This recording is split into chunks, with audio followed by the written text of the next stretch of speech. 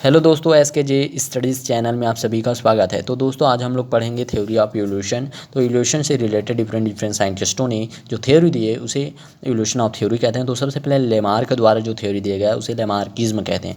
1774 से 1829 तक यहाँ थ्योरी दिया गया। तो सबसे पहले इस थ्योरी में क्या होता है, कोई इन्वायरमेंट चेंज आता है, इन्वायरमेंट में चेंज आता है, उसके अकॉर्डिंग उनके नीड में चेंज आता है। तो यहाँ जो थ्योरी है यूज़ एंड डिसयूज़ ऑर्गन पर बेस है। इसके अलावा यहाँ इनहेरिटेंस ऑफ रिक्वायर्ड कैरेक्टर पर बेस है। तो सबसे पहले इस थ्योरी को बताया है। तो इसमें सबसे पहले होता क्या है कि कोई भी इन्वायरमेंट है उनके कंडीशन में चेंज आता है तो उसके रिगार्डिंग क्या होता है, वहाँ रहने वाले जो लिविंग ऑर्गेनिज्म हैं उन पर प्रभाव पड़ता है। तो उनके हैबिट और हैबिटाट पर क्या आता है, चेंज आता है। तो उसके बाद उसके रिगार्डिंग वो लोग अपने ऑर्गन का यूज़ एंड डिसयूज़ करते हैं, जिससे ऑर्गन पर मॉडिफिकेशन होता है और न्यू ऑर्गन का विकास होता है। तो यहाँ जो थ्योरी है ऑर्गन कंटिन्यूसली यूज़ पर बेसिक है कि कोई भी ऑर्गन है जो कंटिन्यूसली यूज़ हो रहा है तो वहाँ स्ट्रॉन्ग और एफिशिएंट होगा और यहाँ जो कैरेक्टर है नेक्स्ट जनरेशन में ट्रांसफ़र होगा। ऑर्गन जब यूज़ नहीं होगा तो वहाँ कमज़ोर और इनएफिशिएंट हो जाएगा, अर्थात धीरे धीरे वो लुप्त हो जाते हैं। तो इस प्रकार से एक एग्जाम्पल से समझ सकते हैं। सबसे पहले आता है जिराफ। जो पहले जिराफ क्या थे, छोटे छोटे थे और उनकी गर्दन छोटी थी। तो जैसे जैसे घास का मैदान ख़त्म होते गया तो अब इन जिराफ को अपने चारा के लिए क्या करना पड़ा, बड़े बड़े पेड़ों से पत्तियों को प्राप्त करना पड़ा। तो इसके लिए ये लोग अपने गर्दन को ऊपर टांग टांग कर उस पत्तियों को खाने की कोशिश करते थे। तो यहाँ कोशिश बार बार करते गए तो धीरे धीरे से इनका नेक है जो लंबा होता गया और यहाँ जो लंबी नेक बन गया वो लंबा नेक वाला कैरेक्टर है जो नेक्स्ट जनरेशन में क्या हो गया, ट्रांसफ़र हो गया। आफ्टर लॉन्ग नेक जिराफ, धीरे धीरे इसके बाद लॉन्ग नेक जिराफ का विकास होते गया। इसके अलावा बीजमैन का सिद्धांत दिया गया। बीजमैन का सिद्धांत 1892 में दिया। यहाँ थ्योरी जर्म प्लाज्म पर आधारित है, अर्थात जर्म प्लाज्म जिसे जीव द्रव्य कहते हैं, ओनली जेनेटिक कैरेक्टर है जो क्या होता है नेक्स्ट जनरेशन में क्या होता है, ट्रांसफ़र होता है। जेनेटिक कैरेक्टर अर्थात जीन में पाए जाने वाले जो जर्म प्लाज्म में पाए जाने वाले कैरेक्टर ही क्या होगा, नेक्स्ट जनरेशन में ट्रांसफ़र होगा।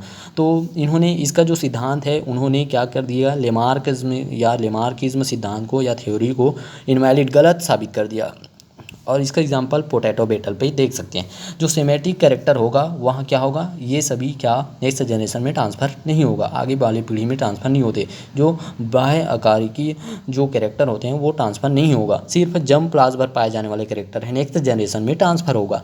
तो इसके अलावा और डिफरेंट साइंटिस्टों ने जो थ्योरी दिया गया, सबसे पहले आता है यहाँ पर Darwinism theory 1859। Theory natural selection पर बेसिक है, इसे नेचुरल सिलेक्शन थ्योरी भी बोलते हैं। सबसे पहले जो पॉपुलेशन है वो बहुत ज़्यादा ओवर प्रोडक्शन करता है और अपने पॉपुलेशन को बढ़ा लेता है। उसके आधार पर उनके जो फूड मटेरियल हैं अर्थात खाने की चीज़ें की मात्रा उतनी ही रहेगी, तो वो लोग अपने आप में कंपटीशन करेंगे कि खाने की चीज़ें कम है तो पॉपुलेशन बढ़ गया है, तो इसमें कंपटीशन चलेगा, बहुत कंपटीशन चलेगा और उसके अनुसार उनमें वेरिएशन आएगा।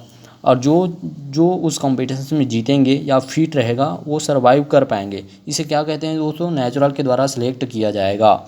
जो फिट रहेगा उसे नेचुरल के द्वारा सिलेक्ट किया जाएगा और वहाँ ऑर्गेनिज्म है जो सर्वाइव कर पाएगा और नए स्पीसीज़ का विकास होगा। डार्विन फिंचेस इसका बेस्ट एग्जाम्पल है।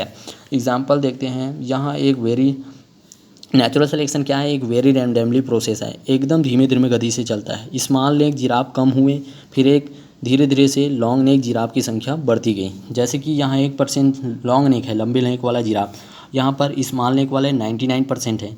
तो इनको स्मॉल नेक है तो बड़े बड़े वृक्षों से कहाँ प्राप्त होगा, भोजन नहीं होगा, तो ये धीरे धीरे मर जाएंगे। इसके अलावा इजली कॉन्चिंग फूड, जो लंबे नेक वाले होंगे आसानी से अपने फूड को कैच कर लेंगे और धीरे धीरे से इन्वायरमेंट में अपने आप को सर्वाइव करेंगे और इनकी संख्या बढ़ती जाएगी। तो इस प्रकार से एग्जांपल और देख सकते हैं। इंडस्ट्रियल मिनरलिज्म का एग्जांपल है 1849 में बीस्टन बेटोलिया इंग्लैंड में हुआ था। सबसे पहले डार्क कलर का जो बीस्टन बेटोलिया है वो कम मात्रा में थे और लाइट कलर की मात्रा ज़्यादा था। उसके बाद धीरे धीरे से क्या होगा, डार्क कलर की मात्रा है जो अधिक बढ़ गई और लाइट कलर की मात्रा कम हो गई। अब आगे इसमें सम टाइम बाद मेंडल और फिर आगे मेंडल एंड डार्विन ने मिलकर एक थ्योरी दिया जिसे क्या बोलते हैं दोस्तों, न्यू डार्विनिज्म थ्योरी। यहाँ जो न्यू डार्विनिज्म थ्योरी है हेरेडिटी और वेरिएशन पर आधारित है, अर्थात म्यूटेशन पर आधारित है। न्यू डार्विनिज्म थ्योरी किस पर आधारित है, म्यूटेशन पर।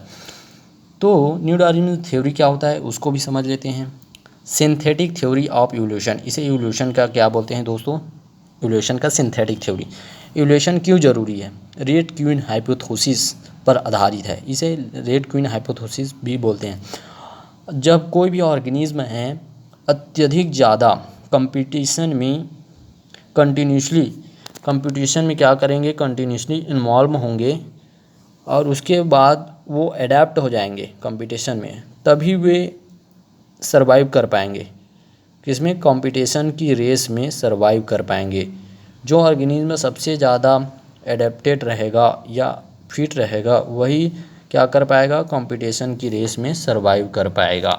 जैसे कि एग्जांपल है यहाँ पर होस्ट है, वो क्या पैरासाइट के रेजिस्टेंस हो जाते हैं, ऐसे इन्वॉल्व करता है स्वयं को कि वो पैरासाइट के रेजिस्टेंस हो जाए कोई भी होस्ट।